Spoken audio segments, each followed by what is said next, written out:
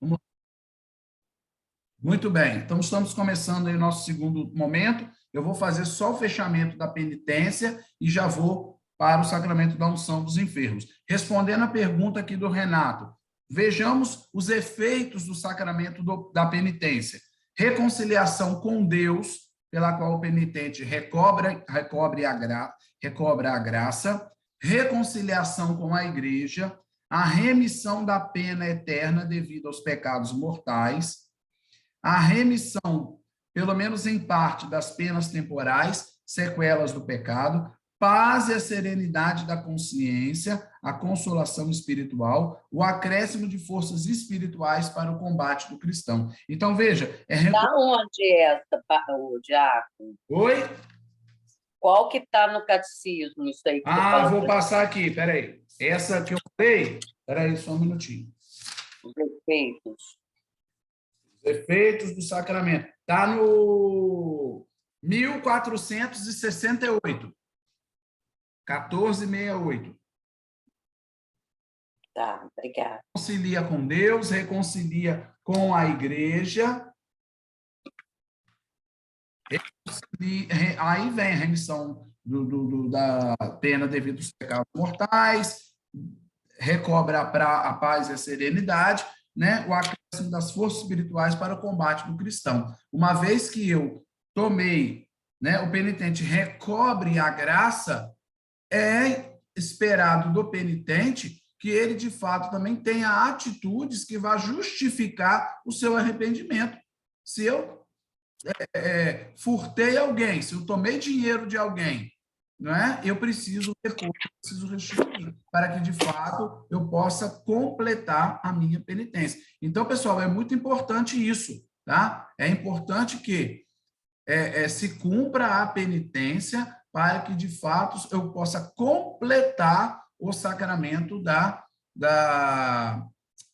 penitência, a absolvição que eu recebi. Por quê? O que nos diz o catecismo? Nós vamos encontrar, quando a gente fala de penitência, nós vamos encontrar lá no parágrafo 1459, 1459, só que está com a palavra satisfação. Muitos pecados prejudicam o próximo. É preciso fazer o possível para reparar esse mal. Por exemplo, restituir as coisas roubadas. Olha aí, Renato, parágrafo 1459. Por exemplo, restituir as coisas roubadas, restabelecer a reputação daquele que foi caluniado, ressarcir as ofensas, as injúrias, enfim, tudo aquilo que, de fato, eu acabei prejudicando alguém. A simples justiça, existe isso. Eu falei simples justiça, eu usei justiça comum, é a mesma coisa. Já exige isso, a nossa justiça. Mas, além disso, o pecado fere, enfraquece o próximo, também como as relações com Deus. Liberto do pecado, já absolvido, o pecador deve ainda recobrar a saúde plena espiritual. Deve, portanto, fazer alguma coisa a mais para reparar os seus pecados. Ou seja, o que é esse a mais? É satisfazer de modo apropriado ou expiar os seus pecados. Esta satisfação é chamada de penitência. Então, a penitência imposta pelo confessor, pelo padre, deve levar em conta a situação pessoal do penitente e procurar seu bem espiritual. Deve corresponder, na medida do possível, à gravidade e à natureza dos seus pecados cometidos. Eu fraudei, eu tomei dinheiro de alguém, eu me apropriei de um dinheiro que não era meu, eu devo, então, corresponder, na medida do possível, à gravidade e à natureza dos pecados cometidos. Pode consistir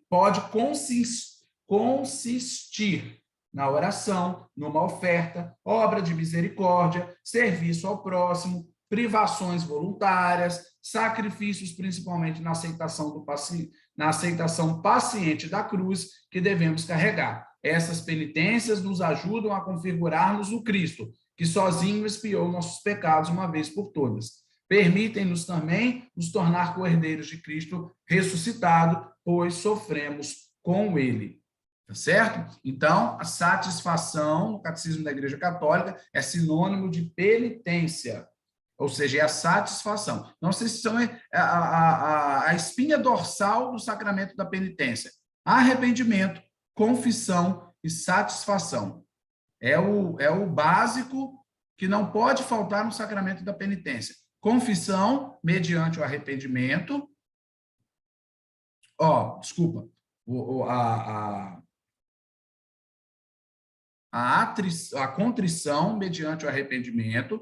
Depois, a confissão. Primeiro eu me arrependo, para depois eu me confessar. Sempre a primeira coisa para o sacramento da penitência, o primeiro fruto sempre deve ser o fruto da experiência de uma penitência interior, deve ser o arrependimento, a contrição. Primeiro passo, arrependimento, né? Arrependimento sincero, contrição. Segundo passo, a confissão dos meus pecados, onde eu mesmo me acuso. Eu mesmo me acuso. E confissão, gente, não é direção espiritual. Padre, eu fiz isso por culpa do meu marido. Padre, eu fiz isso por culpa da minha esposa. Padre, eu fiz isso porque fulano fez isso. Não. Ali não é lugar para você contar história. É para você se acusar. Eu fiz isso na primeira pessoa. Padre, eu fiz. Padre, eu cometi. Padre, eu fiz assim, assado. Estou arrependido. Vim aqui pedir a graça, a força, arrependido. Enfim, aí vai sempre na primeira pessoa. Eu fiz isso por culpa da minha mulher. Eu não sei o quê. Porque... Não transfira para o outro. Olha Adão e Eva. Eu comi do fruto. Foi a mulher que me passou, né? Quem lhe deu permissão para comer esse fruto? Foi a mulher, né? A mulher, por sua vez. Adão, quem lhe deu esse fruto? Foi a mulher, a Eva. Eva, quem lhe deu permissão? Foi a serpente. Ninguém assume a culpa. Ninguém se reconhece pecador e miserável e fragilizado diante de Deus. É muito mais fácil eu transferir a culpa para o outro. Isso não pode acontecer no sacramento da penitência. É o único tribunal, o Dunga da Canção Nova diz isso, é o único tribunal onde você entra, se acusa e você sai absolvido. Sou eu, o pecador, né? Confesso a Deus Todo-Poderoso e a vós, irmãos e irmãs, que pequei muitas vezes por pensamentos e palavras, atos e omissões, por minha culpa. E ele fecha a mão e bate no peito. Por minha culpa, minha tão grande culpa. E peço à Virgem Maria, aos anjos e santos, e a vós, irmãos e irmãs, que rogueis, que intercedei por mim a Deus, nosso Senhor. Olha a oração. O evangelho de 2 domingos atrás, né? Senhor, eu não sou como ele. Eu pago dízimo, eu estudo na ETAC, eu faço teologia, eu sou ministro, eu sou do grupo lá de São José, eu sou da catequese, eu sou amigo do padre, eu não sou como esse pobre miserável aí, não. Eu tenho minhas qualidades. Enfim, tinha tudo, só faltou a principal, que é a humildade, não é? E aí o outro, coitado, baixou a cabeça. Não conseguia sequer levantar os olhos.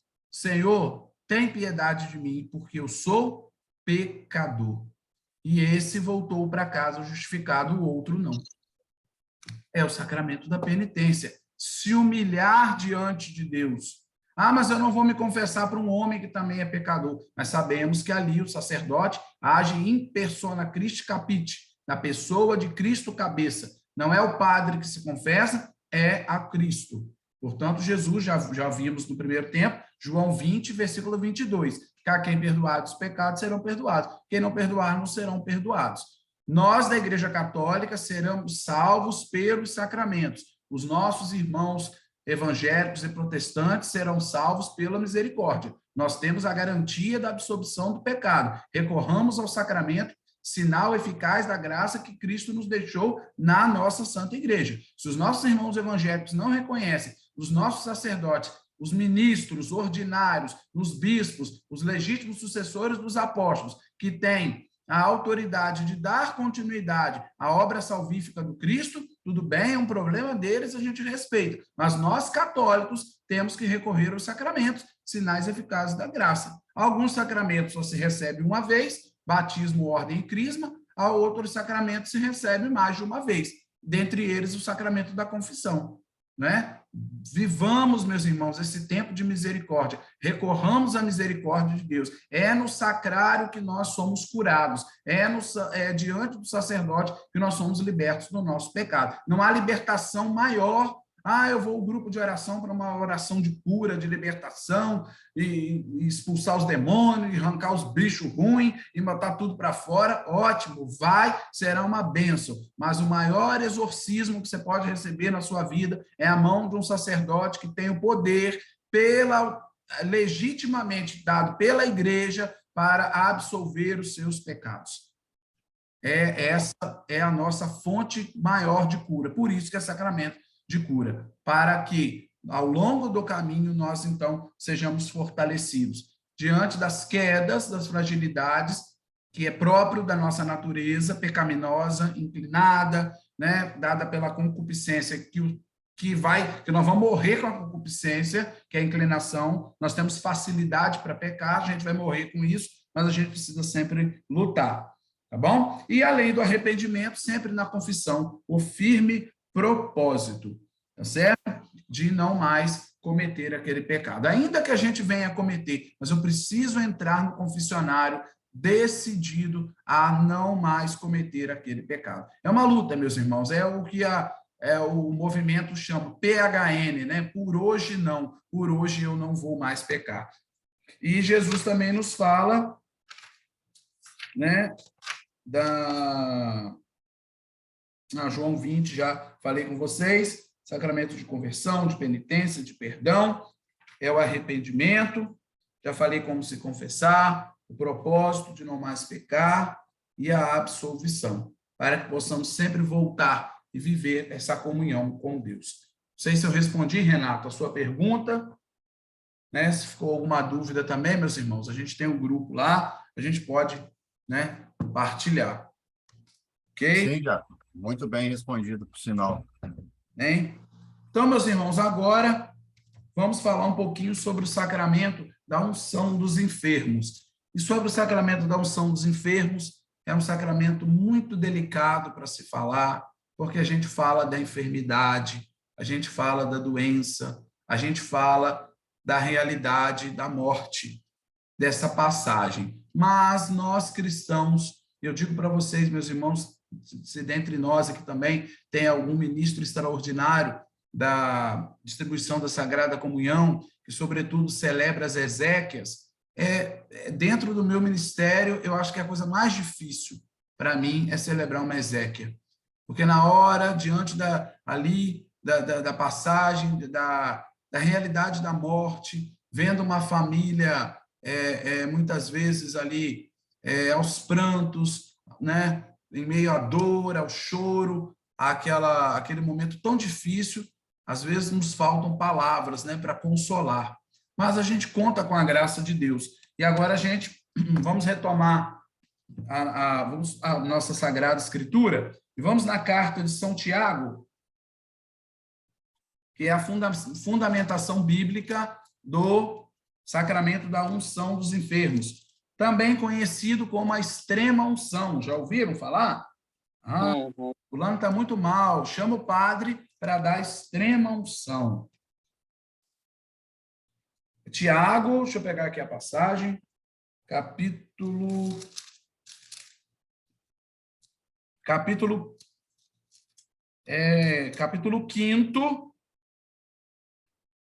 versículo 13. Também tem uma outra passagem aqui que eu queria que vocês anotassem. Mateus, capítulo 10, versículo 8.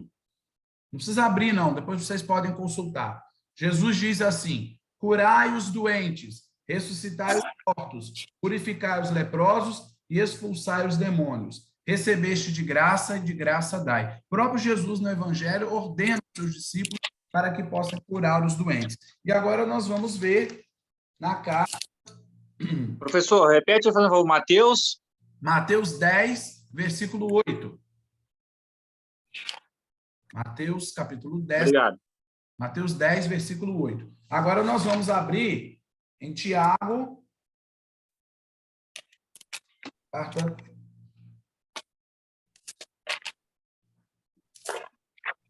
Tiago 5, 6. Tiago 5, de 13 a 16. Tiago 5, de 13 a 16. nós vamos encontrar a fundamentação bíblica do sacramento da unção dos enfermos. Inclusive, a unção dos enfermos, os dois sacramentos de cura só podem ser ministrados pelo sacerdote, tá? Nem o diácono pode. Dentre as três exercícios ministeriais que só compete ao sacerdote, o que o diácono não pode fazer, que só o padre pode fazer? Resumindo, celebrar a missa, que é a consagração do pão e do vinho, atender confissão e ministrar o sacramento da unção dos enfermos. Nós, diáconos, podemos dar a bênção dos enfermos, que tem lá no ritual de bênçãos. Isso aí a gente pode, mas não é sacramento. A unção dos enfermos com óleo, nós sabemos, lembra dos 3 óleos que são entregues aos sacerdotes na missa dos santos óleos? Quais são os 3 óleos que tem na igreja?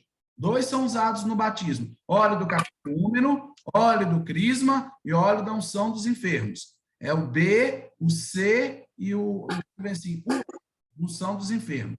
São os 3 óleos. O diácono, por exemplo, só carrega 2 óleos, o do batismo e o da crisma, para o caso de um batismo de emergência. Mas a unção dos enfermos, só o sacerdote pode ministrar. Então, vamos à leitura. A minha Bíblia é da Ave Maria. Tiago, capítulo 5, versículo 14. Seguintes. Está alguém enfermo? Chame os sacerdotes da igreja, e estes façam uma oração sobre ele, ungindo-o com óleo em nome do Senhor. A oração da fé salvará o enfermo, e o Senhor o restabelecerá. Se ele cometeu pecados, lhe serão perdoados. Confessai os vossos pecados uns aos outros, e orai uns pelos outros para ser curados. A oração do justo tem grande eficácia. Palavra do Senhor, graças a Deus. Então, nós vamos encontrar aqui o sacramento da unção dos enfermos. Este sacramento da unção dos enfermos é o sacramento que fortalece o fiel no momento da sua fragilidade. Não é exclusivo àqueles que estejam enfrentando uma grave enfermidade, mas também pode ser dado aos idosos, uma gravidez de risco, não é? Pode-se também dar a unção dos enfermos. Ela fortalece para que a pessoa ali, naquele momento, possa unir o seu sofrimento a Cristo. Renato, quer falar? Cirurgia também, a pessoa que vai fazer uma cirurgia muito séria, né? Sim. Renato levantou a mãozinha aí ou foi? Sim, professor. Esse sacramento, ele pode ser considerado como indulgência plenária? Ou não, ele está abaixo. Vamos botar assim, né? Não é uma indulgência plenária, não, mas recebe a absolvição dos pecados, porque ele está intimamente ligado ao sacramento da confissão. Geralmente, quando um sacerdote ministra o sacramento da unção dos enfermos, ele também dá a absolvição dos pecados. Não chega a ser uma indulgência plenária, não. Nós vamos falar do viático aqui, eu vou terminar falando do viático. Se une os 3 sacramentos como o último sacramento da nossa vida. Qual é o último sacramento que nós vamos receber? É o sacramento do viático. Viático é aquilo que é preparado para o caminho, não é aquilo que é a minha... Tem uma palavra, um termo, aquilo que se prepara, é para o caminho, né? Aquilo que eu preparo para o caminho. Qual é esse caminho? O caminho da minha Páscoa, o caminho onde eu estou peregrino rumo à pátria celeste. Então, a igreja considera como o último sacramento a união desses 3 sacramentos que nós vamos receber nos últimos instantes da nossa vida. A unção dos enfermos, a confissão e a Eucaristia. Daqui a pouquinho eu vou falar sobre o viático. Então, quando a gente fala da unção dos enfermos, a gente se depara com a realidade da doença e da morte. Por que Deus permite o sofrimento? Por que Deus permite a doença? Por que Deus permite a morte? Nós não temos, à luz da igreja, à luz da fé, uma explicação. Mas o que é preciso nós fazermos é o quê? Nos unirmos. unir a nossa dor, o nosso sofrimento, a nossa enfermidade ao sacrifício de Cristo na cruz. No Antigo Testamento, lá no Catecismo, quem quiser assim acompanhar, eu já estou lá no parágrafo 1499, hoje eu estou recorrendo muito aos documentos. 1499. 1499. Nós vamos encontrar a unção dos enfermos. É logo depois, né, do sacramento da penitência. Termina o sacramento da penitência, lá no artigo 5º, já começa a unção dos enfermos. Olha o que nos diz o catecismo. Pela sagrada unção dos enfermos e pela oração dos presbíteros, portanto, segundo grau da ordem, que nós vamos estudar no dia da ordem, diácono não pode ministrar o sacramento da unção dos enfermos, somente os presbíteros, padres e bispos. A igreja toda entrega os doentes aos cuidados do Senhor, sofredor e glorificado, para que os alivie e os salve. Exorta os membros para que livremente associem a paixão e a morte e contribuam para o bem do povo de Deus. A minha doença, a minha dor, a minha enfermidade, a minha fragilidade humana, livremente associada e unida à paixão de Cristo. O que faltou à paixão de Cristo, eu vou completar com o meu sofrimento. Santa Teresinha do Menino Jesus, quando estava nos seus últimos dias de vida, nos seus últimos momentos de vida, chamou o padre e disse: Padre, eu vou rezar do céu para o Senhor. Não morro, mas eu entro na vida. Olha o que Santa Teresinha diz, né? Não morro, eu entro na vida. Porque Santa Teresinha compreendeu que a sua dor, que a sua enfermidade, Santa Teresinha morreu nova, ela morreu com 24 anos, do céu farei chover sobre a terra uma chuva de rosas. E eu do céu, padre, ela com o seu confessor, farei chover uma chuva de rosas e vou, então, interceder pela sua santificação. Ela associou à cruz de Cristo. Santa Rita de Cássia chegou diante do Santíssimo, do crucifixo e falou: Senhor, divide comigo um pouco dessa sua dor. E sai um espinho, vocês conhecem a história de Santa Rita? Um espinho da coroa de espinhos do Cristo perfura a testa de Santa Rita, causando um cheiro terrível. Santa Rita, com aquela chaga, ela então morre, dividindo ela um espinho da cruz de Cristo que ela recebeu. E ela entrega e associa a sua dor, a sua enfermidade, eu vou unir a paixão de Cristo. Então, o que é... São Pio também. Oi? São Pio também. São Padre Pio recebeu os estigmas. E São Padre Pio é o único sacerdote que recebeu. São Padre Pio é um santo espetacular, né? Quase que ele dá uma disciplina à aula dele, bilocação. São Padre Pio desviou míssil com oração, ele orienta médico numa cirurgia para salvar. Eu recebi um livro dele, diácono, das confissões dele, né, para o confessor, as cartas que ele escrevia para o confessor, a docilidade que ele vivia.